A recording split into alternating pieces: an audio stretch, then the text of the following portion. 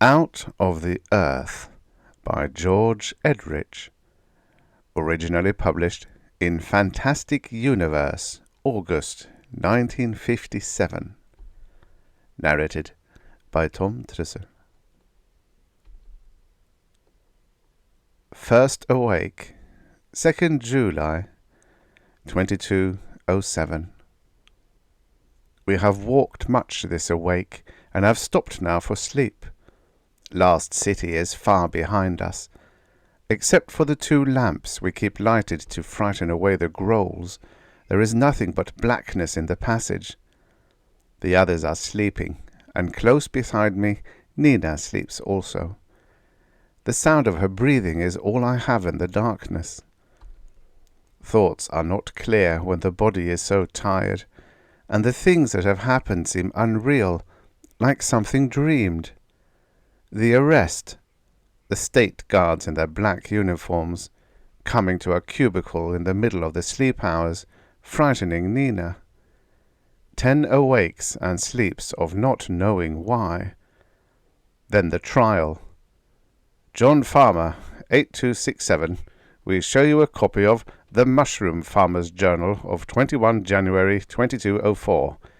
We call your attention to the article Experiments with Red Lake Mushrooms in Rock Soil.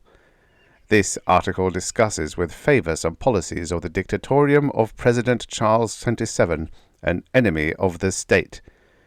Do you admit to writing this treason? You are not permitted to answer the judges in a state trial, because they know the answers to everything they ask you. But while they were talking together, I thought how different things became with time.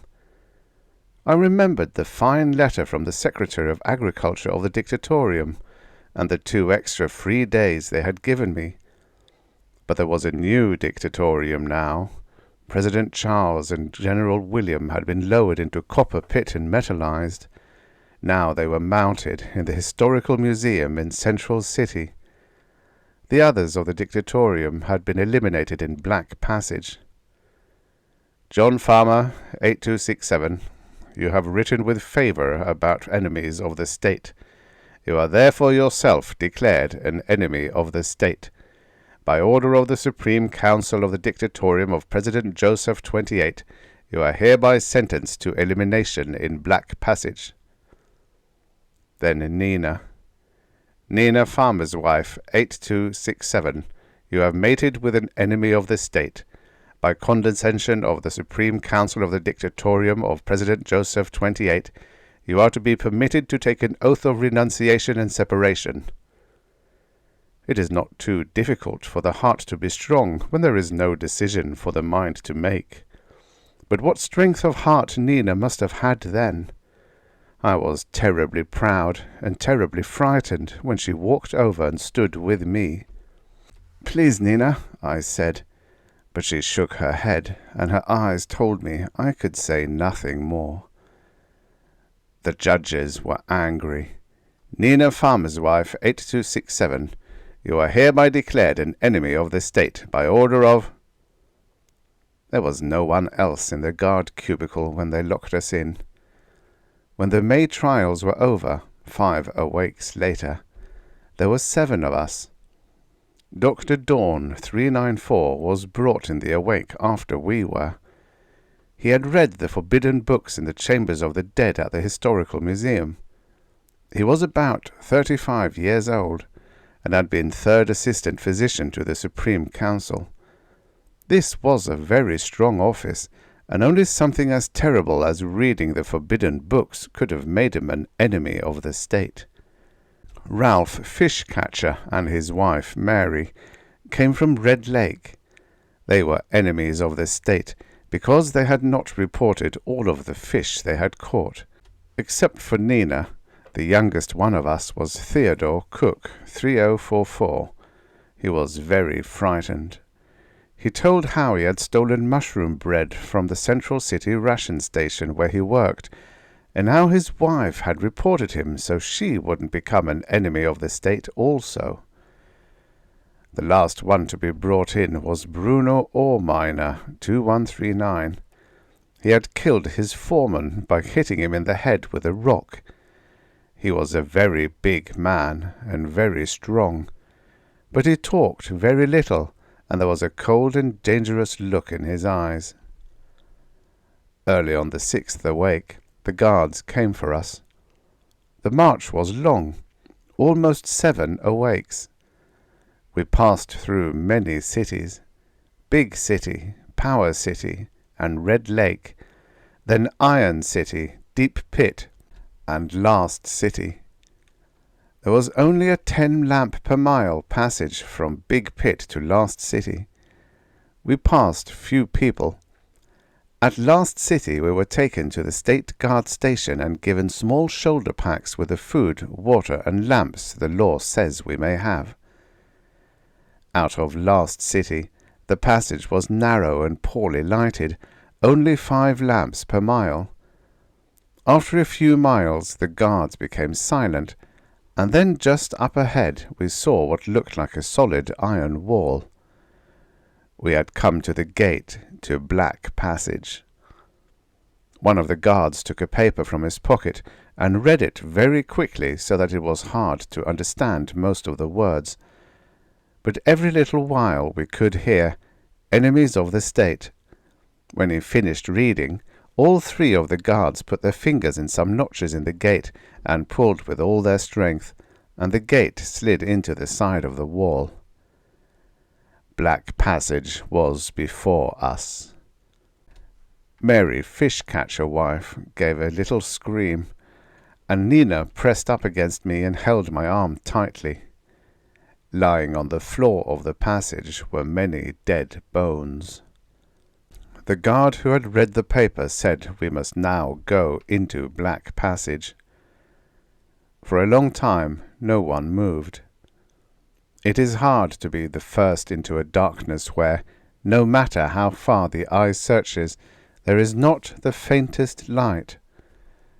Then Dr. Dawn struck the flint on his oil lamp and walked through the gate.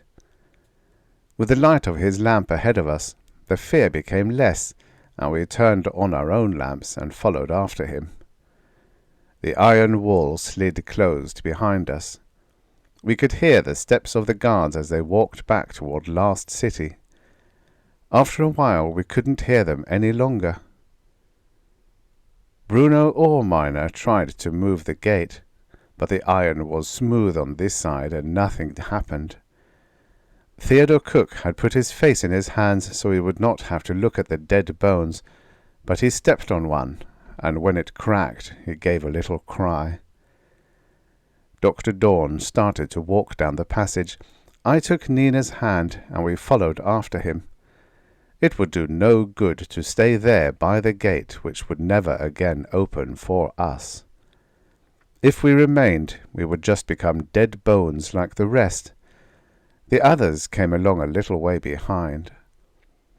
After we had walked through the passage far enough away from the dead bones so we could not see them, Dr. Dawn stopped. He said we should rest a while and eat a little of the food, and then we would talk. Theodore Cook was the first one to ask him the question we were all thinking about. "When will we die?" he asked. Dr. Dawn said he didn't know. The food and water we had been given was supposed to last for 10 awakes and sleeps. If we were very, very careful, it might last for much longer. The oil would probably become used up first, and when there was no more light, then probably the growls would get us. Theodore asked whether the dead bones we had seen were people who had been killed by the growls. Dr. Dawn said he didn't know, but he didn't think so. When the growls found someone, there were not supposed to be even dead bones left. No one had ever seen a growl, because they came only when there was no light at all. Dr. Dawn said he was sorry he had to say such frightening things, but he wanted us to know and understand the worst before he told us things that might give us hope. There was the smallest chance, Dr. Dawn said, that Black Passage might go to some other state where there was life, the way copper passage from Deep City went to the state of the savages. Our hope was terribly small, though, because even if the passage did go to such a place, it would probably be many more awakes and sleeps away than we had oil for, and also the life there might be wild, the way it was in the state of the savages. It is strange, though, how even a hope so small as to be almost nothing can give new strength to the heart. Dr. Dawn talked more, telling us how we would have to learn to live with less and less light so that the oil would last as long as possible. In the beginning we would burn 4 lamps. Because the passage was not wide enough for more than 2 people to walk together, one of us would have to walk alone. But whoever walked alone would always carry one of the lighted lamps and would never be first or last. When we became used to 4 lamps, we would turn one off and try walking with only 3. After a while, another lamp would be turned off, and only 2 lamps would be kept lighted, one at the beginning and one at the end of the column. During sleeps, we would keep 2 lamps on. One would be enough to frighten away the growls, but there was always the danger it might go out, so it was safer to use 2. Theodore asked, wouldn't we get the black fear with so little light? Dr. Dawn said he didn't know. It was to prevent the black fear that we would turn off the lamps gradually instead of all at once. But anyway, it was better to get the black fear for a few hours than to use up all of the oil and have the growls come. When we started walking again, Dr. Dawn and Bruno went first, then Ralph and Mary, then Theodore. Nina and I walked last. It is frightening to be last with the blackness behind. Later we will have a different position, and others will take our place. We have walked for many hours. Now we have stopped for sleep, and only the 2 guard lamps are burning. The light they make is hardly enough to write by. Then I look up and see the terrible blackness in the passage before and behind us. A strange and awful feeling seems to form inside. This may be the beginning of black fear. I think it is better that I stop writing now. I want to hold Nina in my arms and sleep with the warmth of her life close to me. Second awake, 3 July 2207. Since last sleep, the hours have been slow and the walk long, but black passage remains the same. Dr. Dawn thinks there may be no chance for many awakes and sleeps.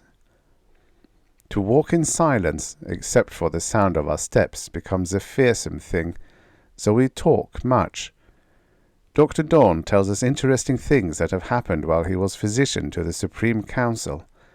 When he does this, we do not think so much of what may be ahead for us. There is something of a strangeness about Bruno, the ore miner who killed his foreman.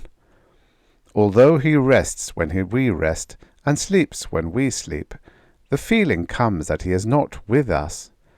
He walks always first with Dr. Dawn, and says nothing. Sometimes Mary and Nina walk together and talk about woman things. Mary is 22, 3 years older than Nina, and even though she has been married to Ralph for only 5 years, she has almost borne life once. Nina said it must be wonderful to bear life, and Dr. Dawn heard her and said she had the look of one who might bear life herself some day, perhaps even before she was 25. Nina was very thrilled. But it is strange to talk of a time so far ahead. The mind forgets sometimes there may be only a few awakes and sleeps left to all our lives. One feels a great sorrow for Theodore. He does not have someone who is a part of him the way I have Nina and Ralph has Mary, and he does not have the strength of heart of Dr. Dawn or Bruno. Fear seems to hold his mind more than any of us. Many times Nina or Mary or Ralph or I walk beside him so we will not have to walk alone always. But when we speak to him, he almost never answers. 3rd awake, 4th July, 2207. Another sleep has come, and our tiredness is greater. Dr. Dawn thinks we are about 25 miles from Lost City. After an hour of the walk, we turned off one of the lamps, leaving only 3 on, and the blackness of the passage seemed to jump in toward us.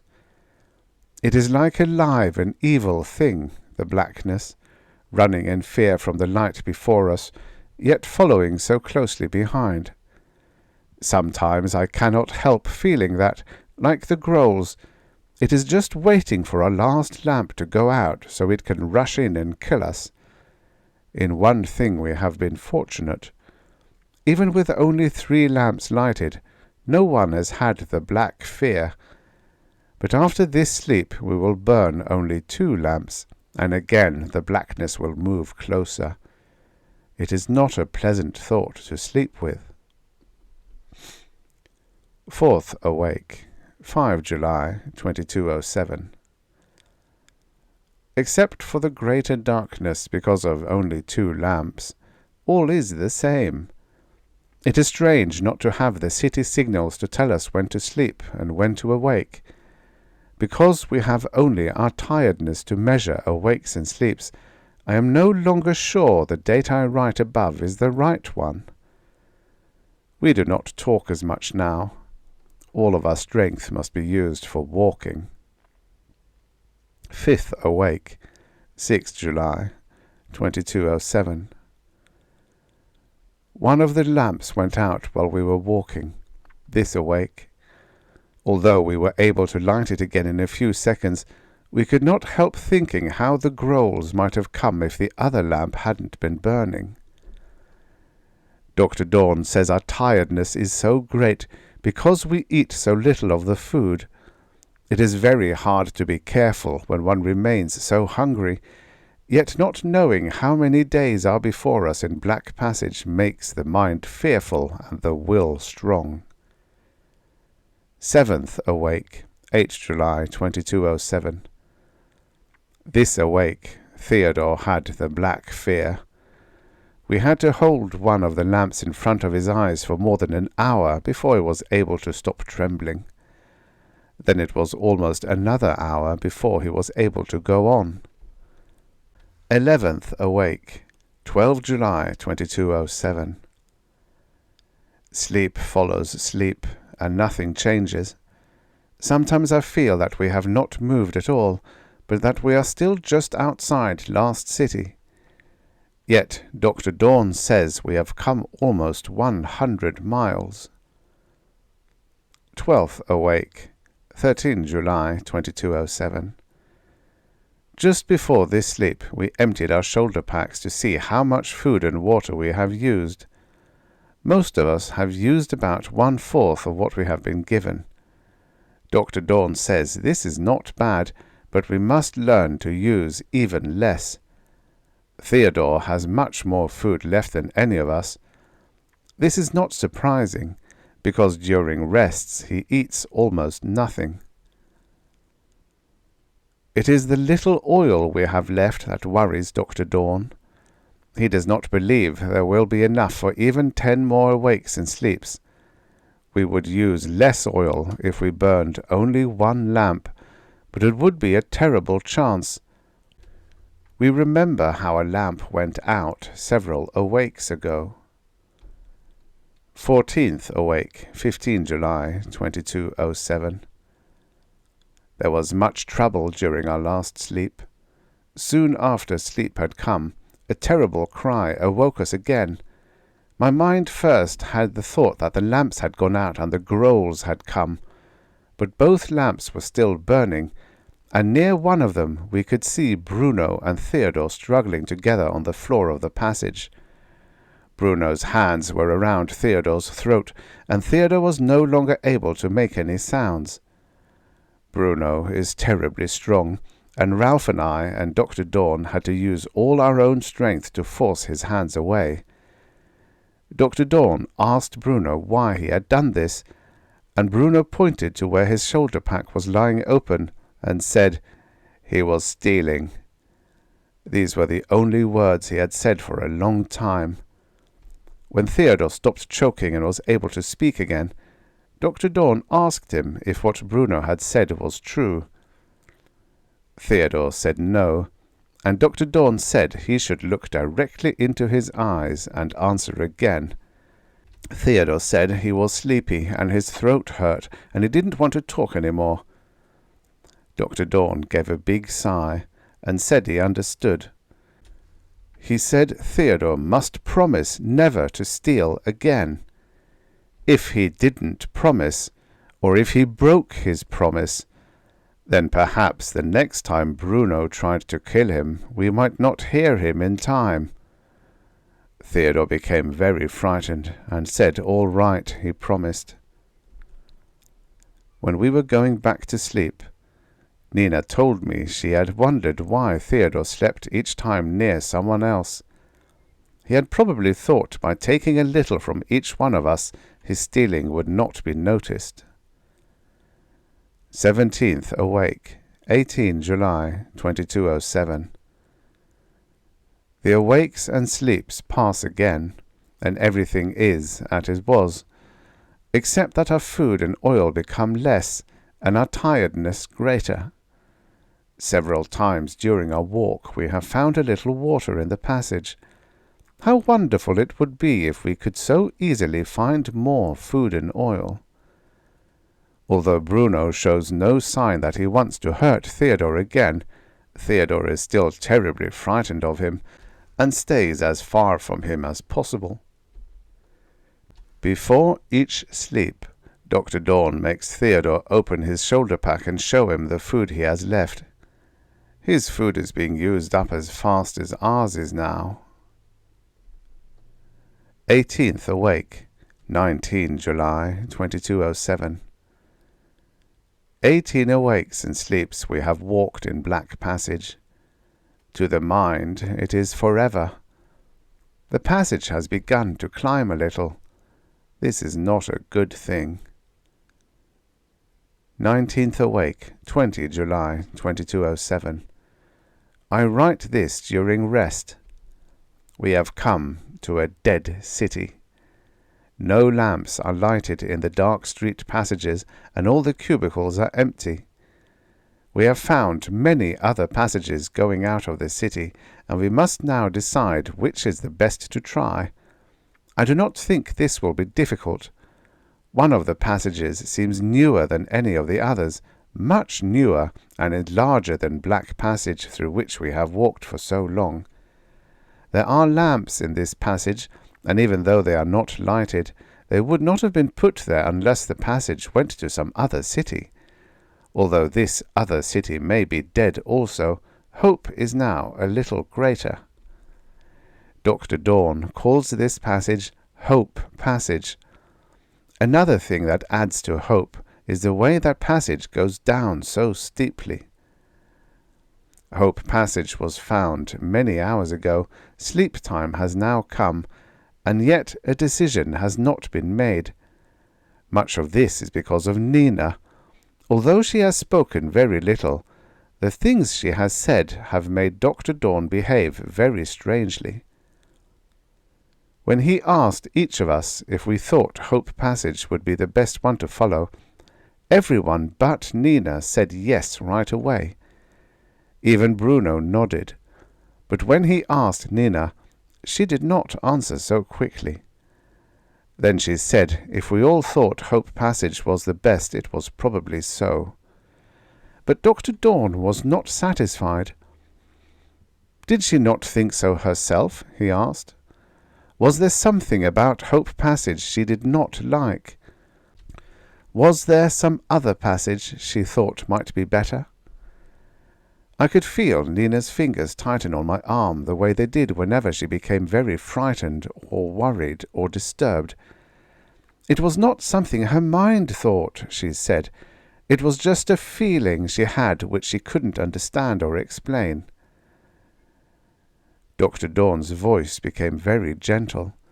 He said Nina shouldn't try to understand or explain her feeling, but would she try to describe what it was like, even a little? Nina looked at me very troubled, and I put my arm around her shoulders and said she didn't have to answer if she didn't want to.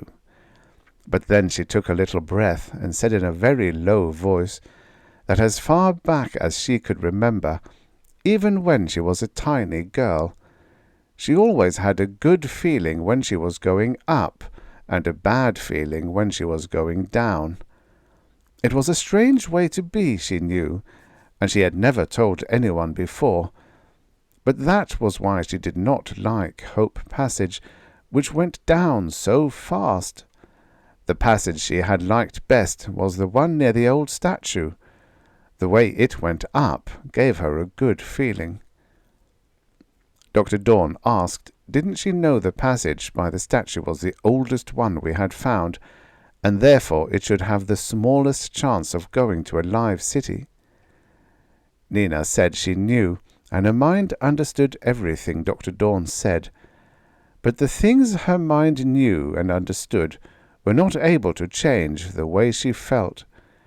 She said she was sorry she had made us all lose so much time. She would not talk about it any more.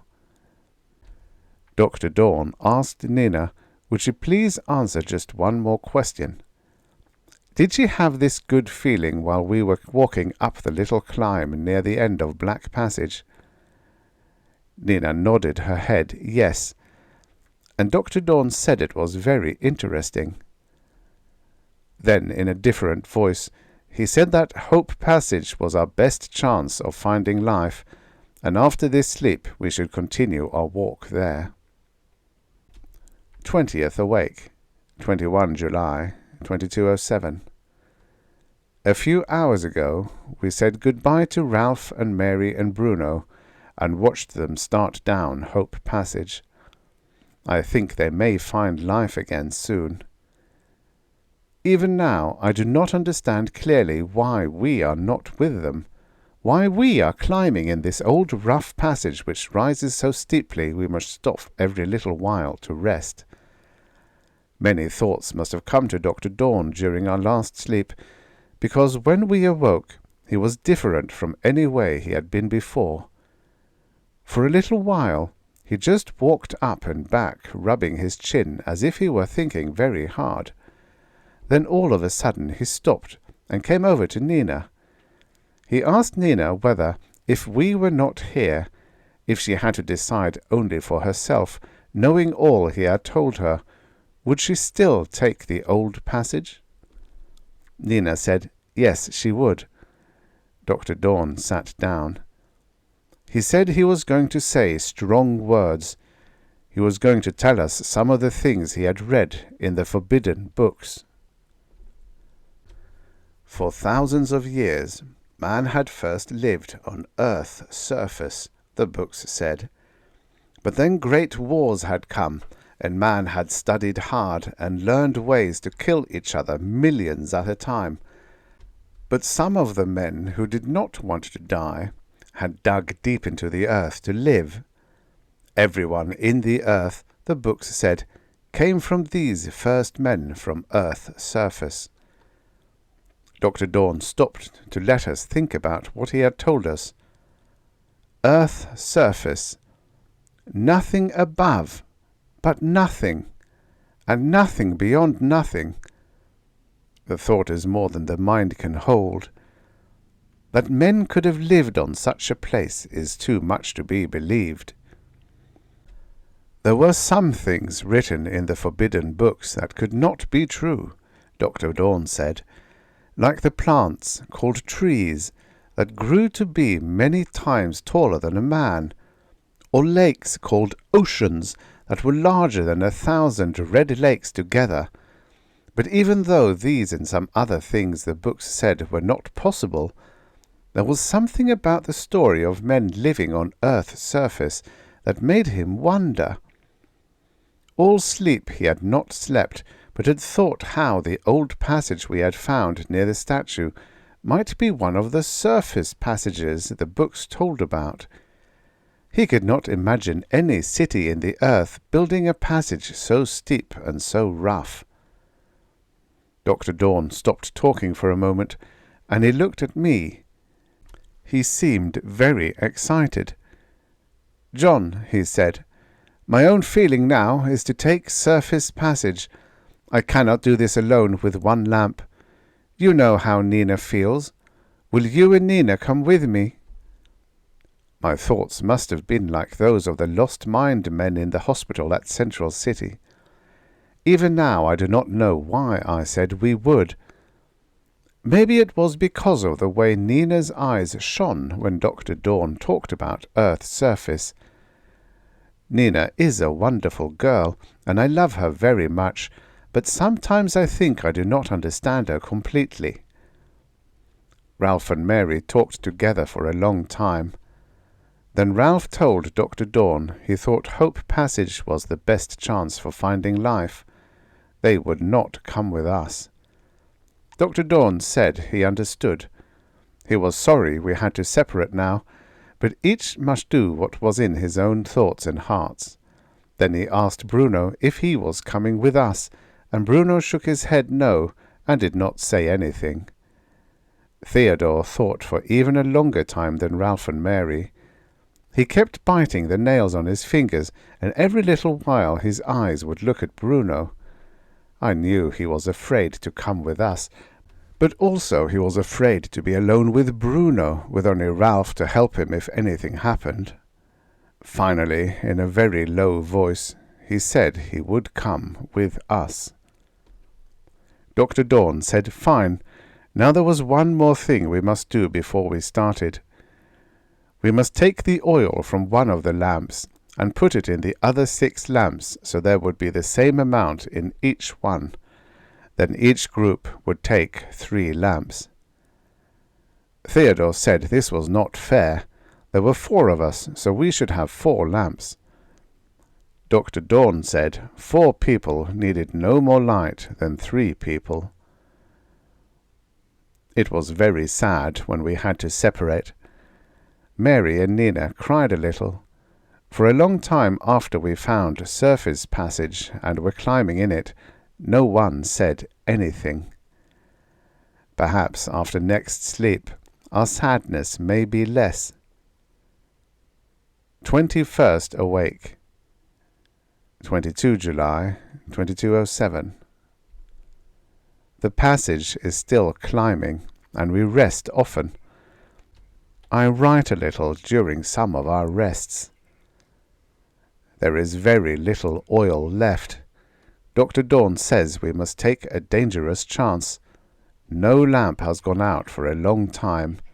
If we burn only 1 lamp, we can have light for almost 4 more awakes and sleeps. If this is really a surface passage, and if what is written in the forbidden books is true, this time may be enough for us to reach Earth's surface. We have been burning only 1 lamp since our last rest. How bright does the light from the 2 lamps seem now? Nina says she feels she can reach out and touch the blackness. Theodore is very frightened. Over and over he says we must go back and take the other passage, that if we go on we shall all be dead bones. I think Dr. Dorn would become angry if he did not understand how frightened Theodore is. During rest, Theodore spoke words that made Nina feel very sad. He said it was because of her that we would all die. I became very angry and told him if he said anything like that again, I would finish what Bruno had started. He knows I would not do this, but now he talks very little. 22nd awake, 23 July 2207. We walk up surface passage still, but there is a difference. Before last sleep there was much hope in our hearts. Now our hope is almost nothing. It was Nina who knew first. She brought me out of sleep, shaking my shoulder and saying my name until my mind was awake enough to understand. Theodore was gone. He had left us the one lamp that was burning. The other 2 lamps he had taken, and all of our food and water. But our hunger may never become too great. With 1 lamp there will be light until only a few hours after next sleep. Dr. Dorn blames himself. He says he should have been able to tell that Theodore might do something like this. But Dr. Dorn feels the same tiredness that is in us all, making our thoughts like shadows. Sleep time has come, but we do not stop. We will walk on and rest when we must. When the end of life is so near, the will finds strength. 23rd awake, 24 July, 2207. We have walked through sleep, and we have slept while we walked. The rise is steeper. Our oil lamp is still burning, and our shadows fall behind us into the blackness. There will be light for perhaps 10 more hours. There is a dampness now in the passage, like that of the passage to Red Lake. Our tiredness is so great we become afraid sometimes that after one of our rests we may not be able to go on. I am worried about Nina. She says nothing, but I think for a long while now she has been walking on heart strength alone. We have 7 hours of light before us. The passage has ended. For a moment the thought came that we were on Earth's surface. But Dr. Dorn says we are in a great cavern, larger even than the cavern of Red Lake. Our one light is as nothing in this great blackness, and we walk close to the wall so we will not become lost. In some places the walls are like glass, as if from a very great heat. There are more passages in the sides of this cavern than the mind can imagine. But after this rest there is nothing else we can do but try one of them. For 5 hours we have been lost in passages that curve and turn and join with each other as madly as if they were made by lost mind men. Now we have found our way back to the great cavern. We shall stay here the 2 hours longer. Our light and lives will last.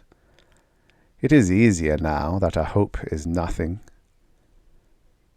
We can rest and wait, and even our fear becomes less in our tiredness. The time has gone slowly, but the light from the lamp is becoming less now. In a few seconds it will go out, and the growls will come, and our lives will be over. Perhaps for an instant before we die we shall know what the growls are, or perhaps it happens so quickly that we will never know anything. This may be the better way. Nina trembles in my arms. We wait in the blackness. The lamp has been out for many minutes, but the growls have not come. How can this be? Can the mind conceive that there are no such things as growls? That, like so many other things, they are only a lie of the state? These last words I write now. The growls are coming. We can hear their murmuring sounds through the passages. We say goodbye to each other. They are very close now. Very. Alvarez County Daily Record. Inhabitants of Earth's interior come to Alvarez, by Franklin Williams, staff writer. Alvarez, May 9, 2204. An almost unbelievable event of the greatest significance not only to Alvarez or the United States of the Western Hemisphere, but to the entire world occurred in our Alvarez County yesterday. Visitors on the early morning tour through Alvarez Caverns came upon an astonishing spectacle. 2 men and a young girl of indescribable strangeness of manner and dress were seated on the floor of Atom Cave. All were in the last stages of exhaustion and exposure, and even the little light from the electric hand lamps seemed to blind them. Fortunately, in the tour was Dr. and Mrs. Ferguson of New Washington, and Dr. Ferguson, appraising himself rapidly of the situation, led the trio out of the caverns and drove them to Alvarez Hospital. Dr. Ferguson says they seemed completely dazed and unable to speak. They came with him without resistance. After an examination by Dr. Stutfeld of Alvarez Hospital, which completely confirmed Dr. Ferguson's earlier diagnosis, the strange visitors were put in a darkened room, in which they surprisingly had no difficulty seeing, and were given simple nourishment. Late in the evening, after they had slept and rested for many hours, they were questioned. In the presence of a distinguished group, which included Mayor Whitehead, Professor Lorraine Johnson, a very charming young lady, of the Alvarez University, J. W. Wilson, chairman of the Alvarez Chamber of Commerce, and your reporter, they told an amazing, but according to Professor Johnson, entirely credible story. Speaking slowly, with an accent strongly reminiscent of 21st century North American, but with somewhat peculiar grammatical formations, the oldest of the group told of their having walked for many weeks from their state deep within the earth. Undoubtedly they will have much more of interest to tell, but Dr. Stutfeld refused to let them talk for more than a few minutes. He says it will be many weeks before they will regain their strength, and much longer before they will be able to adjust to the tremendous differences between their old life and life on the surface of the earth. It is entirely possible, Dr. Stutfeld says, that they may never be able to make this adjustment. An interesting sidelight of the within-the-earth civilization is that, although they apparently have the same calendar system as ours, in some way their time seems to have gotten out of step. According to their reckoning, it is now some 3 years and 2 months later than it is. New Washington Sun. What's New Under the Sun by Dick Richard. The very little furore that has been caused by the recent report from Alvarez County of the arrival of visitors from inside the earth shows signs of abating completely. Very likely it is just a case of poor timing. 3 reports of flying saucers and 1 of Saturnian birdmen in less than a month has pretty well saturated the gullibility market. But perhaps it is just as well. Not that we are sceptical by nature, but we cannot help wondering at the somewhat amazing coincidence of the Alvarez report being issued just 2 weeks before the start of the Alvarez County Festival. United States of the Western Hemisphere Department of State Division of Investigation. Report on Supernatural Phenomena, File Number B5138. Subject, Subterranean Inhabitants. Reference, Alvarez County Record. News item of May 9, 2204, et al. See file.